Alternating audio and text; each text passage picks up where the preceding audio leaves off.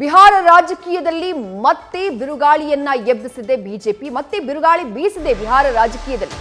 JDU ಪಕ್ಷದ ಜೊತೆ ಮೈತ್ರಿಗೆ ಮುಂದಾಗಿದೆ ಬಿಜೆಪಿ ಪಾಳಿಯ. ಇವತ್ತು ಶಾಸಕಾಂಗ ಪಕ್ಷದ ಸಭೆಯನ್ನ ಕರೆದಿದ್ದಾರೆ ಬಿಜೆಪಿ ನಾಯಕರು. ಪಾಟ್ನಾದಲ್ಲಿ ಇವತ್ತು ಬಿಜೆಪಿ ಶಾಸಕಾಂಗ ಪಕ್ಷದ ಸಭೆ ಇದೆ. ಪಾಟ್ನಾ ಬಿಟ್ಟು ಹೋಗದಂತೆ ಬಿಜೆಪಿ ಶಾಸಕರಿಗೆ ಹುಕುಮನ್ನ ನೀಡಲಾಗಿದೆ. ಇವತ್ತು ಮತ್ತು ನಾಳೆ 2 ದಿನ ಪಾಟ್ನಾದಲ್ಲೇ ಇರುವುದಕ್ಕೆ ಬಿಜೆಪಿ ನಾಯಕರು ಬಿಜೆಪಿ ಶಾಸಕರಿಗೆ ಸೂಚನೆಯನ್ನ ಕೊಟ್ಟಿದ್ದಾರೆ. ಬಿಹಾರದಲ್ಲಿ ಮತ್ತೆ ಮೈತ್ರಿಗೆ ಮುಂದಾಗಿದೆ ಬಿಜೆಪಿ ಮತ್ತು ಜೆಡಿಎಸ್. ನಿತೀಶ್ ಕುಮಾರ್ ಪಲ್ಟು ರಾಮ್ ಅಂತಾನೆ ಖ್ಯಾತಿಯನ್ನ ಪಡೆದವರು. ಕಳೆದ 10 ವರ್ಷಗಳಲ್ಲಿ 5 ಬಾರಿ ಅವರು ಮೈತ್ರಿಕೂಟವನ್ನ ಬದಲಾವಣೆ ಮಾಡಿದ್ದಾರೆ. ಈಗ ಮತ್ತೊಮ್ಮೆ ಮೈತ್ರಿಕೂಟ ಬದಲಾವಣೆಗೆ ಮುಂದಾಗಿದ್ದಾರೆ ನಿತೀಶ್ ಕುಮಾರ್. ಮತ್ತಷ್ಟು ಡೀಟೇಲ್ಸ್ನ ನಮ್ಮ ನವದೆಹಲಿ ಪ್ರತಿನಿಧಿ ಜಗದೀಶ್ ನೀಡ್ತಾ ಹೋಗ್ತಾರೆ. ಜಗದೀಶ್, ನಾನಾಗ್ಲೇ ಉಲ್ಲೇಖ ಮಾಡಿದೆ, ನಿತೀಶ್ ಕುಮಾರ್ ಅಂತ ಹೇಳಿದ್ರೆ ಪಲ್ಟು ರಾಮ್ ಅನ್ನುವಂಥ ಒಂದು ಖ್ಯಾತಿನೋ ಅದು ಅವ್ರಿಗಿದೆ.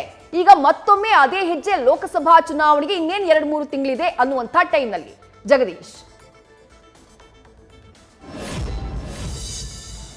ಹೌದು ವಿದ್ಯಶ್ರೀ, ಈಗಾಗಲೇ ಒಟ್ಟು 5 ಬಾರಿ 10 ವರ್ಷಗಳಲ್ಲಿ 5 ಬಾರಿ ಏನಂದ್ರೆ ಸರ್ಕಾರವನ್ನ ಬದಲೇ ಮಾಡುವಂತಹ ಕಾರಣಕ್ಕಾಗಿ ಒಂದು ಪಕ್ಷದ ಜೊತೆಗೆ ಮತ್ತೊಂದು ಪಕ್ಷದ ಜೊತೆಗೆ ಮೈತ್ರಿಯನ್ನು ಮಾಡಿಕೊಳ್ಳುವಂತಹ ನಿತೀಶ್ ಕುಮಾರ್ ಈಗ ಮತ್ತೊಂದು ಬಾರಿ ಏನಂದ್ರೆ ಬಿಜೆಪಿ ಜೊತೆಗೆ ಕೈ ಸೇರಿಸುವಂತಹ ಕೆಲಸಕ್ಕೆ ಪ್ಲಾನ್ ಅನ್ನು ಹಾಕೊಳ್ತಾ ಇದ್ದಾರೆ. ಅದಕ್ಕೆ ಬೇಕಾಗಿರತಕ್ಕಂತಹ ಎಲ್ಲಾ ತಯಾರಿಗಳು ಸಹಿತ ನಡೀತಿದ್ದಾವೆ. ಬಿಜೆಪಿಯು ಸಹಿತ ಈ ಬಾರಿ ಬಹಳಷ್ಟು ಏನಂದ್ರೆ ನಾಜೂಕಾಗಿ ಹೆಜ್ಜೆ ಇಡುವಂತಹ ಕೆಲಸವನ್ನ ಮಾಡ್ತಾ ಇದೆ. ಕಾರಣ ಏನು ಅಂದ್ರೆ ಒಟ್ಟು 2 ಸಾರಿ ಬಿಜೆಪಿಯ ಜೊತೆ ಇದ್ದು ಕೊನೆಗೆ ಏನಂದ್ರೆ ಬಿಜೆಪಿಗೆ ಕೈ ಕೊಟ್ಟು ಆರ್ಜೆಡಿ ಜೊತೆಗೆ ಕೈ ಸೇರಿಸಿರುವಂತಹ ನಿತೀಶ್ ಕುಮಾರ್ ಅವರ ಈ ಬಾರಿ ಬರುವಂತಹ ಸಂದರ್ಭದಲ್ಲಿ ಕೆಲವೊಂದು ಕಂಡೀಷನ್ಸ್ ಗಳನ್ನ ಹಾಕಬೇಕು ಅನ್ನುವಂತಹ ಲೆಕ್ಕಾಚಾರದಲ್ಲಿದ್ದಾರೆ.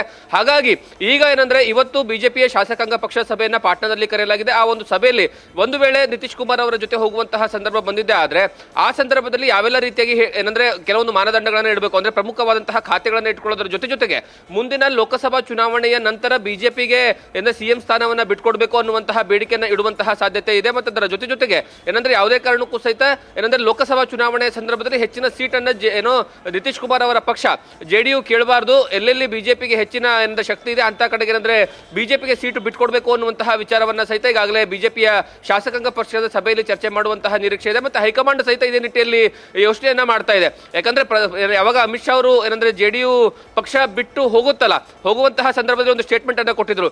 ಈ ಬಾರಿ ಯಾವುದೇ ಕಾರಣಕ್ಕೂ ಸಹಿತ ನಾವು ನಿತೀಶ್ ಕುಮಾರ್ ಅವರನ್ನ ಮತ್ತೊಂದು ಬಾರಿ ಒಪ್ಕೊಳ್ಳೋದಿಲ್ಲ ಅನ್ನುವಂತಹ ವಿಚಾರವನ್ನ ಹೇಳಿದ್ರು. ಹಾಗಾಗಿ ಈ ಬಾರಿ ಮತ್ತೆ ತೆಗೆದುಕೊಳ್ತಿದ್ದಾರೆ. ಅಂದ್ರೆ ಕೆಲವೊಂದು ಕಂಡೀಷನ್ಸ್ ಗಳನ್ನ ಅಪ್ಲೈ ಮಾಡುವಂತಹ ಸಾಧ್ಯತೆಗಳು ದಟ್ಟವಾಗಿ ಕಾಣಿಸ್ತಾ ಇರುವಂತದ್ದು. ವಿದ್ಯಶ್ರೀ, ಥ್ಯಾಂಕ್ ಯು ಜಗದೀಶ್, ತಮ್ಮೆಲ್ಲ ಡೀಟೇಲ್ಸ್ಗೆ.